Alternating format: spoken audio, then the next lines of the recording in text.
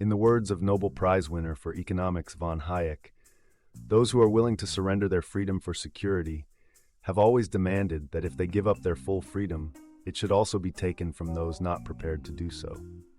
Has Elon Musk's refusal to comply with a federal court order to remove footage from his platform X of the recent church stabbing in Sydney led, inadvertently or otherwise, to Hayek's observation coming true? Are the Australian people happy that its government has waged war on Elon Musk in restricting them from viewing content that the rest of the world has access to? How many times must the Australian public be subject to this type of occurrence? For example, during COVID, states such as Victoria were banned from going to bars due to government-imposed restrictions, complaining bitterly as people of other Western democracies were enjoying a night out. Shortly after, the Australian government and its people sought to rally support behind the ousting of Djokovic from competing in the Australian Open on grounds of his not having received a COVID jab. The result?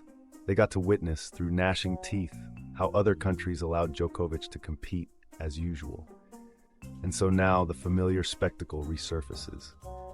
After so much saber-rattling and tough guy posturing by Australian politicians, their own citizens are restricted from viewing online content.